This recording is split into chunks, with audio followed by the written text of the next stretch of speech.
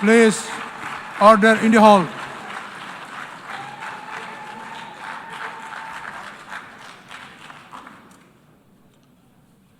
Mr. President, the families of our dear hostages languishing in the dungeons of Gaza, ladies and gentlemen, last year, I stood at this podium and I showed this map. It shows the curse of Iran's terror axis. This axis threatened the peace of the entire world. It threatened the stability of our region and the very existence of my country, Israel.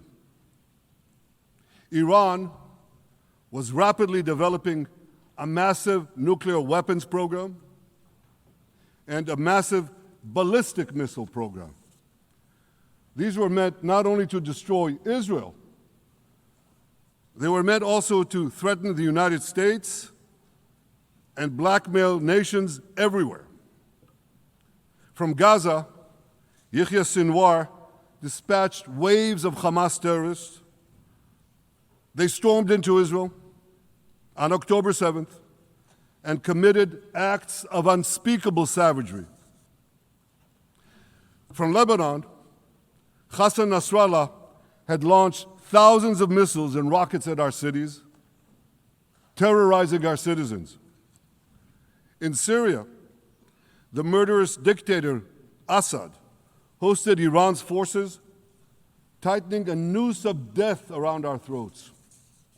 In Yemen, the Houthis launched ballistic missiles at Israel while choking global trade at the mouth of the Red Sea. So what's happened over the past year? We've hammered the Houthis, including yesterday. We crushed the bulk of Hamas's terror machine. We crippled Hezbollah, taking out most of its leaders and much of its weapons arsenal. You remember those beepers, the pagers? We paged Hezbollah. And believe me, they got the message. And thousands of terrorists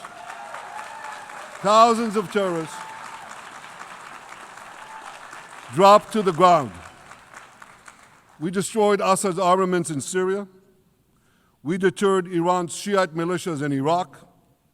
And most importantly, and above anything else that I could say to you or that we did in this past year, in this past decade, we devastated Iran's atomic weapons and ballistic missiles programs.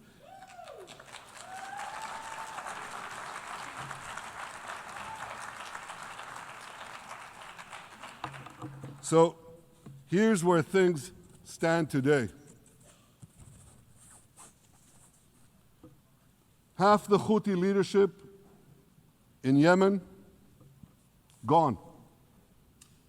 Yahya Sinwar in Gaza, gone. Hassan Nasrallah in Lebanon, gone. The Assad regime in Syria, gone. Those militias in Iraq, well, they're still deterred. And their leaders, if they attack Israel, will also be gone.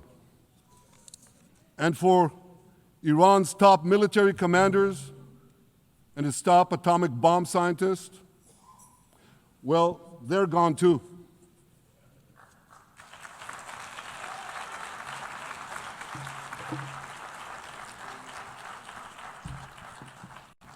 Israel's 12-day war with Iran, which I renamed Operation Rising Lion, that's from the Bible.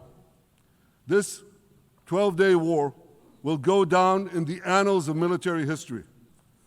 Our daring pilots neutralized Iran's missile defenses and took control of the skies over Tehran. And you saw this. Israeli fighter pilots and American B-2 pilots bombed Iran's nuclear enrichment sites. I want to thank President Trump for his bold and decisive action.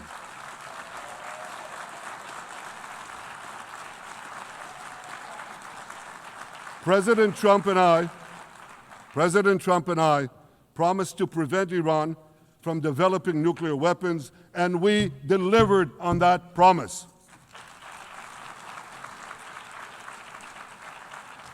We removed an existential threat to Israel, and a mortal threat to the civilized world. We lifted a dark cloud that could have claimed millions and millions of lives. But, ladies and gentlemen, we must remain vigilant. We must remain absolutely clear-minded and vigilant. We must not allow Iran to rebuild its military nuclear capacities. Iran's stockpiles of enriched uranium, these stockpiles must be eliminated. And tomorrow, UN Security Council sanctions on Iran must be snapped back.